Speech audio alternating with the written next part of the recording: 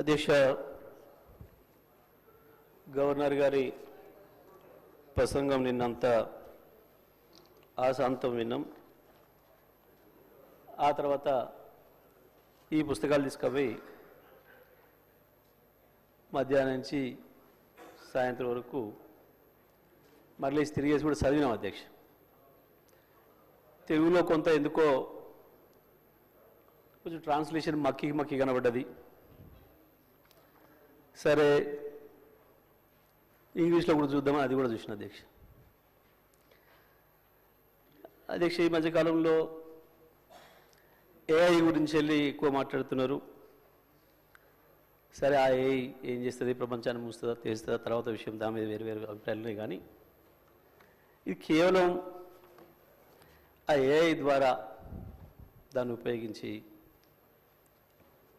తయారు చేసిన ప్రసంగంలాగా కనపడ్డది. ఏదో చాట్ జీపీటీ అని చెప్పి దాన్ని వాడి మనకేం కావాలో చెప్తే అదే తయారు చేస్తుంది అని చెప్పి మనం ఏదైతే వింటున్నామో బహుశా దాన్ని వాడి తయారు చేసేదేమో అని చెప్పి అనిపించింది అధ్యక్ష. ఒకరిద్దరు మిత్రులతో ప్రస్తావిస్తే కూడా వాళ్ళు కూడా అదే అనుమానం వ్యక్తం చేశారు. వాస్తవానికి అధ్యక్ష, ఒక రాష్ట్ర ప్రభుత్వం బడ్జెట్ ప్రవేశపెట్టే ముందు ఉభయ సభల్ని ఉద్దేశించి గవర్నర్ గారు చేసే ప్రసంగం ఏదైతే ఉందో ఆ ప్రసంగం ఎంత గొప్పగా ఉండాలి, ఎంత వాస్తవాలతో కూడుకొని ఉండాలి,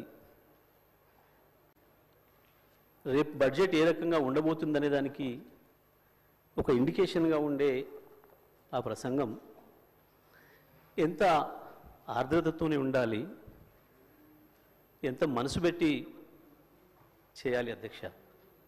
ప్రతి అక్షరం ప్రతి పదం వాడేటప్పుడు అందులో కొన్ని వాక్యాలే అర్థం కాని పరిస్థితి, తెలుగులో వాక్య ప్రారంభానికి చివరికి ముగింపుకి సంబంధం లేని పరిస్థితి ఆశ్చర్యంగా అనిపించింది అధ్యక్ష. సరే వాస్తవాలను ఉన్నాయేమని వెతికి చూసినాం, ఎక్కడ ఒక వాక్యం కనపడలేదు. నిజంగా ఎంత డ్రైగా ఉంది అంటే, ఎంత విజయం లేకుండా, ఓ బాధ్యత లేకుండా గడిచిన సంవత్సర కాలంలో జరిగింది ఏంది, వాస్తవం ఏంది, భవిష్యత్తు ఏంది, ఏమన్నా ఒక అక్షరం కనపడుతుందేమని చూస్తే ఎక్కడ అక్షరం లేదు అధ్యక్ష. వాస్తవానికి మనసు పెట్టి చేయాల్సిన పని, పాపం ఆ మనసు కవి ఆత్రేయ అని ఉండేది అధ్యక్ష. ఆయన కనుక ఉండుంటే ఇది చూస్తే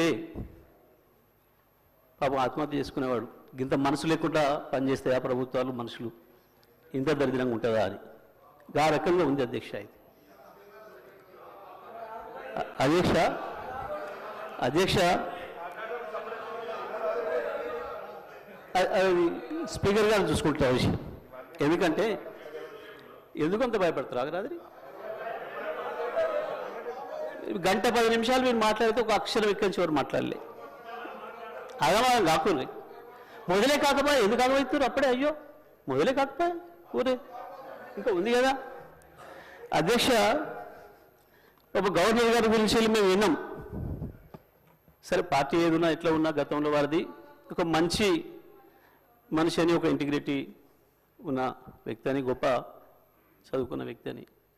కానీ పాపం వారితోని 36 నిమిషాల్లోనే 360 అవాస్తవాల్ని మాట్లాడొచ్చారు. 36 నిమిషాల్లోనే 36 15 నెలల వాళ్ళ ఫలితనాన్ని 15 నెలల్లో వాళ్ళు చేసిన పనికి 36 నిమిషాల్లో 360 అబద్ధాలు, అవాస్తవాలు. నిజంగా కూడా పాపం గవర్నర్ గారు మనసు ఎంత గించుకుందో వాళ్ళు చదవటానికి. ఇంగ్లీష్లో అర్థమై ఉంటుంది, ఇంగ్లీష్లో అర్థమై ఉంటుంది అధ్యక్ష. నాకు తెలిసి మనస్ఫూర్తిగా చదవలేదు, గవర్నర్ గారు కూడా మనస్ఫూర్తిగా చదివి ఉండరు అధ్యక్ష. అది నాకు తెలిసి ఎట్టి బస్సులో గవర్నర్ గారు మనసుతో మాత్రం చదవలేదు అధ్యక్ష. పాపం చాలా మెకానికల్గా చదివి ఎప్పుడు వెళ్ళిపోవడం అన్నట్టునే పోయారు పాపం అధ్యక్ష. సరే, ఇది ఒకవైపు అధ్యక్ష. నేను చదివిన మిత్రులతో మాట్లాడుతున్నా, దీన్ని ఎక్కడ మొదలు పెట్టాలి, ఎక్కడికి పోవాలి, ఇది నేను ఆలోచన చేస్తూ ఈ మధ్యకాలంలో నేను రైతుగా జరుగుతున్న పరిణామాలు, వ్యవసాయ రంగంలో వస్తున్న పరిస్థితులు, ఎండిపోతున్న పంట పొలాలు ఎక్కువ తిరుగుతున్నా కాబట్టి అక్కడ రైతుల దగ్గరికి వెళ్తున్నా, రైతులతోనే ఉంటున్నా కాబట్టి ఆ రైతుల్ని కలిసి మధ్యకాలంలో ఎక్కువ మాట్లాడొచ్చున్నామని కాబట్టి ఒక్కసారి అదే రైతులతో ఒకసారి మాట్లాడి చూద్దాం. అయా రాష్ట్ర ప్రభుత్వం గవర్నర్ గారి చేత ఈ రకంగా మాట్లాడించింది ఇవాళ. సరే, నేను వచ్చిన ప్రతిసారి మీరు నీళ్ళ గురించి కొట్లాడండి సార్, జర అసెంబ్లీలో మాట్లాడండి సార్ అని అడుగుతున్నారు. నాకు అవకాశం వస్తే మాట్లాడతా అని చెప్పిన, ఇక్కడ మరి స్పీకర్ గారు ఇస్తే కదా మాట్లాడాల్సింది మేమని. సరే, నా అదృష్టం కొద్దీ మా అధ్యక్షుల వారు, మా నాయకులు కేసీఆర్ గారు దీనిపైన నన్నే మాట్లాడమని చెప్పిండ్రు. ధన్యవాదాలు వారికి. మీ ముఖ్యమంత్రి కంటే దూరంగా ఏం లేడు, రెండు కామెంట్స్ బంద్ చేయండి. ఇక మీ ముఖ్యమంత్రి కంటే దగ్గరనే ఉన్నాడు. ఎక్కువ మాట్లాడవద్దు, ఇక నాకు ముందట ఎక్కువ మాట్లాడుకొని మూసుకోండి. అధ్యక్ష, మాట్లాడితే ఆ రైతులకే వినిపిద్దాం ఈ విషయం కూడా అని మొత్తం వినిపించారు అధ్యక్ష, తెలుగులో ఫోన్లోనే. నేను మనం పోయినప్పుడు ఒక తండ పోతుంటే ఇటువైపు మళ్ళీ పెద్ద మట్టి గుట్టలు కనబడుతున్నాయి. ఆగిన మళ్ళీ ఎందుకు వచ్చినాయి ఈ గుట్టలు, మట్టి గుట్టలు అని. బావులు తీయడం మొదలైంది అధ్యక్ష. మళ్ళీ సరే చూద్దాం ఈ బావికి ఎంత ఖర్చు అయింది, నీళ్ళని ఊరుతున్నాయని చెప్పి కారు దిగి బావి దగ్గర పోయినప్పుడు అక్కడి నుంచి గొర్రెలు వస్తున్నాయి. గొర్రెలు కాసుకున్నాయి రైతులు, గొర్రెల కాపర్లు కూడా, సోదరులు కూడా వచ్చారు. వాళ్ళకే చేసిన అధ్యక్ష. వెంకట్రాములు, రాజయ్య ఇద్దరు ఎందుకు రైతుల గురించి అనేది భయపడుతున్నారు, గొర్రె కాపర్లు రైతులనే భయపడుతున్నారు అధ్యక్ష. వాళ్ళకే మాట్లాడిన అధ్యక్ష నేను. ఎందుకంటే ఇది ప్రజలకు సంబంధించిన బడ్జెట్ కాబట్టి ప్రజలతోనే మాట్లాడినా మీలాగా కమిషన్లు ఇచ్చినట్టు మాట్లాడలేదు. నేను రైతులతో మాట్లాడిన అధ్యక్ష. మా వెంకటరామయ్య, మా రాజన్న ఇద్దరికి వినిపించిన, మా రవినాయక్ కూడా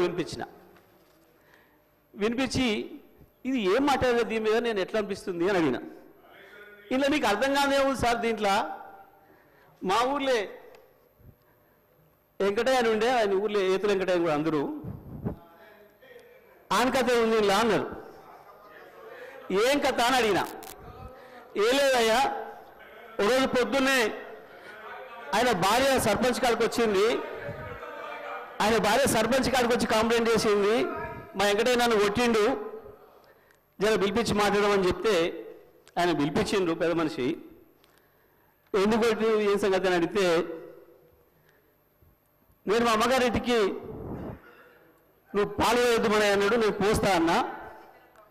నువ్వు పాలు వేస్తే ఊరుకోను అన్నాడు, నేను పోసి తీరుతానంటే నన్ను కొట్టిండు. పాలెక్కడి, నీకు బర్రె లేదా, పాలెక్కడి అని చెప్పి ఆయన పెద్ద మనిషి అడిగింది అధ్యక్ష. అడిగితే నాకు 4 బర్రెలు ఉన్నాయి అన్నాడు అధ్యక్ష.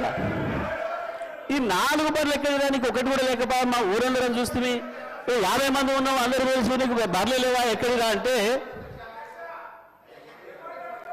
అధ్యక్ష పోయిన బర్రె దొరికితే, సచ్చింది బతికితే, పోయింది దొరికితే, మా అత్తగారు ఒకటి పెడితే నేను ఒకటి కొంటే నాకు 4 బర్రెలు ఉంటాయి, నాకెందుకు 4 బర్రెలు అన్నాడు. ఇది కూడా అట్లనే ఉంది అధ్యక్ష ఈ గవర్నర్ గారి ప్రసంగము. అంతకు మించి ఒక అక్షరం కూడా తేడా లేదు. ఎక్కడ ఇచ్చారు అధ్యక్ష?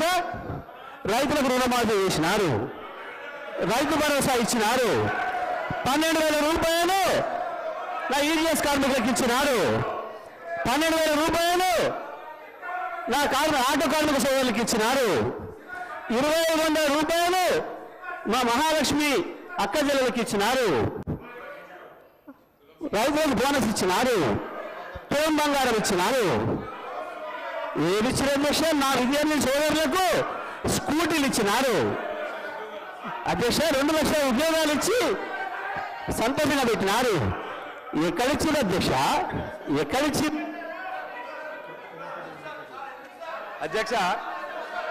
అధ్యక్ష పచ్చ కామర్ల వారికి దేశమంతా పచ్చగా అన్నట్టు ఎన్ని సంక్షేమ కార్యక్రమాలు అమలవుతుంటే గవర్నర్ గారు ప్రసంగంలో అన్ని అచ్చు గుద్దినట్టు చెబితే వాళ్ళకి అర్థం కాకపోతే ఎట్లా అధ్యక్ష? ఆ స్కూల్లో చదువుతూ అట్టే ఉంటుంది అధ్యక్ష. ఈ రోజు ఆ స్కూల్లో చదువుకుంటే అట్టే ఉంటుంది అధ్యక్ష అంటున్నా. ఈ రోజు 21,000 కోట్ల రూపాయలు రైతులు రుణమాఫీ చేస్తే వాళ్ళ కళ్ళ కనిపించకపోతే ఎట్లా అధ్యక్ష? ఈరోజు ఆడ తల్లులు 149 కోట్ల ప్రయాణం చేస్తే వాళ్ళకి కనిపించకపోతే ఎట్లా అధ్యక్ష? గృహజ్యోతి అధ్యక్ష 200 యూనిట్లు జగదీశ్వర్ రెడ్డి గారు ఊర్లో వెళ్ళాం అధ్యక్ష. పల్లెటూర్లలో 95% గృహజ్యోతి అమలవుతుంది అధ్యక్ష. 200 యూనిట్లు.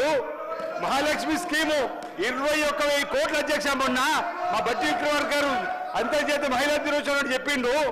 ఎన్ని కార్యక్రమాలు అమలవుతుంటే ఏదో 4 బర్రెల కథ చెప్పుకుంటూ పోతే ఇంకా మేమే ఉన్నామని చెప్పనుకుంటే ఎట్లా అధ్యక్ష? ఈరోజు వాళ్ళు ఊహాలోకంలో ఉన్నారు అధ్యక్ష. ఇంకా వాళ్ళు ఊహాలోకంలో ఉన్నారు. ఇంతకు చెప్పినట్టుగా ఊహాలోకంలో ఉన్నారు అధ్యక్ష. ఈ రోజు ఈ 15 మాసాల్లో ఈ ప్రభుత్వం అనేక చక్కటి సంక్షేమ కార్యక్రమాలను అమలు చేస్తున్నాం, ముందుకు పోతున్నాం. అదే గవర్నర్ గారి ప్రసంగంలో ఉంది అధ్యక్ష. గవర్నర్ గారికి గౌరవీయం చెప్పని కోరుతున్నాం అధ్యక్ష. ఈ సందర్భంగా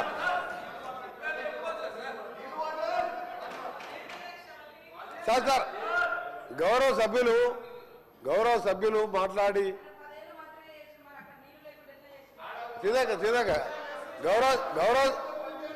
గౌరవ సభ్యులు వారు 2013 ఎన్నికల మేనిఫెస్టోలో కానీ మేనిఫెస్టో కంటే ముందు ఆయన పార్టీ పెట్టినప్పుడు కానీ ఒక అధికారానికి వచ్చేటప్పటికి ఒక 10 లక్షల సార్లు దళితుని ముఖ్యమంత్రి చేయకపోతే నా మెడ మీద తల ఉన్నది వాళ్ళు. నువ్వు ఇంప్లిమెంట్ చేసినావా? ఆఖరి దళితుడికి 3 ఎకరాల భూమి ఇస్తా, బోరేస్తా, మోటార్ ఇస్తా, 1.5 ఎకరం ఉంటే 1.5 యాడ్ చేస్తా, ఆయన ధనవంతం చేస్తాను. చేసినావా? చేయలే. మూడవది, ఒక దళితుడు ప్రతిపక్ష నాయకులు ఉంటే సంతలో పశువుల్లాగా ఎమ్మెల్యేలు కొనుక్కొని ప్రతిపక్ష హోదా లేకుండా చేసి దళిత వ్యతిరేకంగా చూపించుకున్నావు. ఇకపోతే అధ్యక్ష ఇంటికో ఉద్యోగం, డబుల్ బెడ్రూమ్, నీ బిడ్డ అల్లుడు తేడమనుకుంటారు. నీ చెప్పమంటావా? 1,00,000 అబద్ధాలు ఆడి 2 సార్లు అధికారంలోకి వచ్చిన మీరు మేము చేసిన కార్యక్రమాలు 1,00,000 కోట్ల మంది ఇలా ఆర్టీసీలో ఉచితంగా మహిళలు ప్రయాణం చేస్తున్నారు. చూస్తలేవా? 50 లక్షల కుటుంబాలకు 200 యూనిట్ల వరకు ఉచితంగా ఈ రోజు కరెంట్ ఇస్తున్న మాట వాస్తవం కాదు. ఒక ఇంటికి 600-700 అంటే సంవత్సరానికి 7,000 రూపాయలు ఇలా మిగులుస్తున్నాం. ఇంకా చేసే కార్యక్రమాలు ఉన్నాయి.